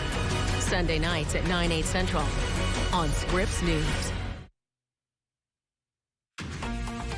Book bans continue to grab headlines across the country. New data from the American Library Association shows more than 2,500 books were targeted for censorship last year. Scripps News correspondent Vanessa Machano explains how some libraries have been pushing back. Libraries have become centers of controversy over the last few months, and while some municipalities and school districts believe that young people should not be viewing certain titles, Seattle Public Library believes that access to those books should be granted, and they're part of a growing movement to do just that. Libraries have always been places of access, whether that's access to books, Wi-Fi, or a quiet place to be. The Seattle Public Library, however, is expanding its access way past the glass panels of its downtown location. We were founded in this country, not just as individual libraries, but as a national effort to make sure that we have an informed citizenry. And that is critical. Head librarian Tom Fay says the Seattle Public Library is now offering free access to their collection of ebooks to young people across the nation in direct response to the increase of book bans nationwide. Anyone aged 13 to 26 living in the United States outside of Washington's King County can apply for a free library e-card to access Seattle's 215,000 unique titles and 700,000 ebooks for 1 year. Seattle was inspired by the Brooklyn Public Library, who last year began their Books Unbanned initiative, making them the first to offer their collection of online resources, ebooks, and audiobooks for free to young people nationwide. Faye tells me around 7,000 young people have taken advantage of the Brooklyn program, and a week after opening its access, 1,400 have taken advantage of Seattle's offerings. When you think about the books that are banned, they range from the classics, To Kill a Mockingbird, The Hunger Games, to, yes, genderqueer. But at the end of the day, when you think about all of these, they're all opportunities for growth. Each one of those stories is actually speaking to someone. Last year, an Oklahoma teacher was removed from the class, then resigned after sharing the QR code to Brooklyn's Books Unbanned to her class following new state restrictions around books. Faye says while they have not received any pushback from making access available nationally, the library is preparing for it. We respect parents' rights to help make those decisions for their children. What you may not think appropriate for your child, I might. I don't want to take something away from you, and really what we want to make sure is no one's taking something else away from someone else in the community across the country. He says he's been talking to other libraries across the country interested in providing similar access and hopes others who can continue to do the same. So if we're not going to stand up for the First Amendment, then I don't know where we stand up as a profession. Vanessa Bashania, Scripps News, Seattle. Finally, walking across a stage with a college degree in hand is a big milestone for many. And now Florida grandmother is proving that it's never too late to finish what you started. Mary O'Connell with Scripps News Tampa has her story. Kathleen Dormer is not one to leave something unfinished. I went to Florida State in 1966. I graduated from high school, and I was there for 2 years. Then I dropped out. Even though she left school, Dormer had a successful career. She's had a real estate license for 42 years. But decades later, and after raising a family, she decided to go back to school. Frankly, I have to credit my mother. Ever since then, she hounded me. Kathy, why don't you finish? Years later, just about like in 2019, it hit me like a bolt of lightning. I thought I could finish now. Dormer chose to attend USF, studying interdisciplinary social sciences with an emphasis in anthropology. She took 2 classes every semester, including summers, and she pointed out there have been some changes through the years. When I first came on campus, I didn't realize how much technology was involved. I thought, well, I'll sit in the classroom with my notes and listen to a brilliant professor, and it's going to be super. Well, it's not like that. It is, PowerPoints and email me this and go out into the community and do this and that. Now at 74 years old, the grandmother of 5 is the oldest student to graduate in the spring 2023 class.